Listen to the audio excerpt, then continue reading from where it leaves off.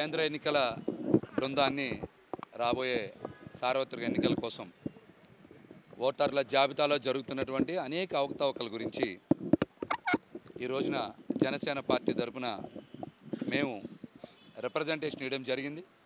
ముఖ్యంగా ఇందులో ప్రధానంగా ఎన్నికల విధుల నుంచి వైసీపీ కార్యకర్తలు అనబడేటువంటి వాలంటీర్లని ఎన్నికల విధులకి దూరంగా ఉంచాలని, అదేవిధంగా గ్రామ సెక్రటరియట్ ఉద్యోగస్తులను కూడా ఎన్నికల విధుల నుంచి దూరంగా ఉంచాలని మేము ప్రధానమైనటువంటి డిమాండ్ని తెలియజేశాం.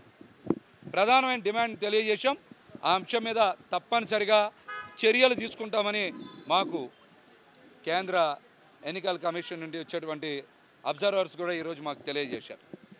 వాళ్ళందరూ కూడా వైసీపీ కార్యకర్తలుగానే పనిచేస్తున్నారు. వారికి ఎటువంటి హోదా లేదు. వారిని ఎవరు ఇప్పటి వరకు ఆర్గనైజ్ చేస్తున్నారు అనేది కూడా సరిగ్గా రాష్ట్ర ప్రభుత్వం చెప్పలేనటువంటి పరిస్థితులు ఉంది. కాబట్టి ఖచ్చితంగా వాలంటీర్స్ని ఎన్నికల విధుల నుంచి దూరంగా ఉంచాలనేటువంటి మా ప్రధానమైన డిమాండ్ని కూడా ఈరోజు తెలియజేశాం.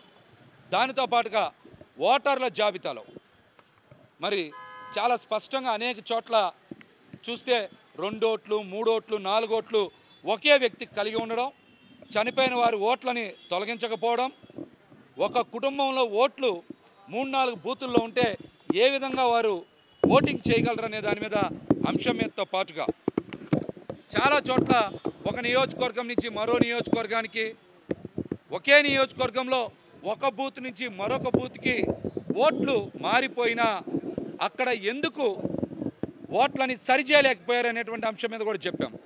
బూత్ లెవెల్ ఆఫీసర్ నియమించారు, వాళ్ళు ఎవరూ సరిగ్గా పనిచేయలేదు. వాళ్ళకి నచ్చినట్టుగా డ్రాఫ్ట్ ముసాయిదా ఓటర్ల జాబితాని ఇచ్చేశారని కూడా చెప్పాం. అవన్నీ కూడా ఆధారాలతో చూపించాం. ముసాయిదా ఓటర్ల జాబితా నుంచి చాలా తప్పులు ఉన్నాయి. వాళ్ళు ఎవరు కూడా సరైన క్రమంలో ఓటర్ల జాబితా తయారు చేయలేదనేటువంటి అంశాన్ని చాలా స్పష్టంగా కూడా తెలియజేశాం. దీంతో పాటుగా విజయవాడ లాంటి నగరాల్లో door number, digital door number, regular door number చాలా ప్రాంతాల్లో ఉంటుంది. కానీ డిజిటల్ డోర్ నెంబర్ వేసి ప్రతి బూత్లో 45 దొంగ ఓట్లని వైఎస్ఆర్సీపీ ప్రభుత్వం నమోదు చేసింది.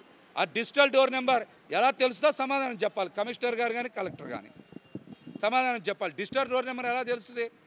రెగ్యులర్ డోర్ నెంబర్ పట్టుకోవడమే చాలా కష్టమవుతున్న పరిస్థితిలో డిజిటల్ డోర్ నెంబర్ ఏ విధంగా తెలుస్తుందో వారు మాకు తెలియజేస్తే మేము కూడా తెలుసుకుంటాం.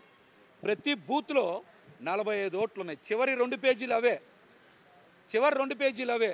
మరి 250 బూతులు 283 బూతులు ఉంటే మరి ఎన్ని వేల ఓట్లు తేడా ఉంటాయో ఒకసారి అర్థం చేసుకోవచ్చు. అట్లాగే జీరో డోర్ నెంబర్ మీద 4 లక్షల పైచిలకు దొంగ ఓట్లు ఉన్నాయి.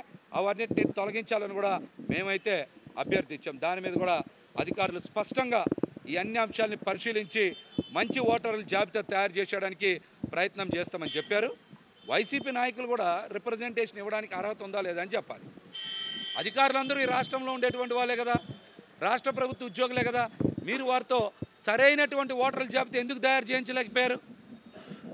అక్రమాలకు పాల్పడేది మీరే, ఫిర్యాదులు చేసేది కూడా మీరేనా? బై ఎలక్షన్స్లో చూసాం, తల్లి ఎవరో తెలియదు, తండ్రి ఎవరో తెలియదు, ఓటర్లను తీసుకొచ్చారు. చిత్తూరు ఎలక్షన్స్లో తండ్రి ఎవరో తల్లి ఎవరో తెలియదు, క్యూ లైన్లో నుంచోబెట్టారు, బస్సుల్లో తరలించారు. మాకెక్కడ తెలియదు మొబైల్ ఓటర్స్ ఉంటారని, సంచార ఓటర్లు ఉంటారని ఎవరికి తెలియదు. ఒక జగన్మోహన్ రెడ్డి గారి ప్రభుత్వంలోనే సంచార ఓటర్లు ఉంటారు. స్థిరమైన ఓటర్లు ఉంటాం ఎక్కడైనా సరే, నియోజకవర్గాల్లో కానీ వాటిలో కానీ. మరి వాళ్ళేమో ఒక నియోజకవర్గం వాళ్ళు ఎక్కడో ఒక జిల్లా మారిపోయి ఓట్లు వేస్తున్నారంటే సంచార ఓటర్లను తయారు చేసినటువంటి వైసీపీ ప్రభుత్వం కానీ జగన్మోహన్ రెడ్డి గారు కానీ ఓటర్ల జాబితాలో అవకతవకలు జరుగుతున్నాయని మాట్లాడేటువంటి అర్హత ఉందా వాళ్ళకి? దొంగ ఓటర్లను తయారు చేస్తుంది వైసీపీనే, దానికి సూత్రధారి జగన్మోహన్ రెడ్డి గారే.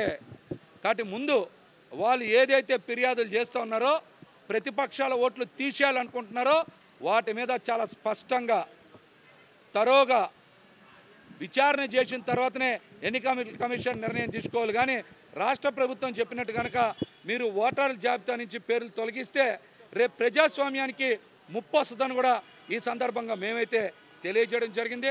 ఎన్నికల కమిషన్ కూడా స్పష్టంగా అన్ని అంశాలని పూర్తి స్థాయి విచారణ చేసిన తర్వాత మంచి ఓటర్ల జాబితా అంటే ఖచ్చితమైన ఓటర్ల జాబితా ప్రచురించేందుకు ప్రయత్నం చేస్తామని కూడా మాకు హామీ ఇచ్చారు.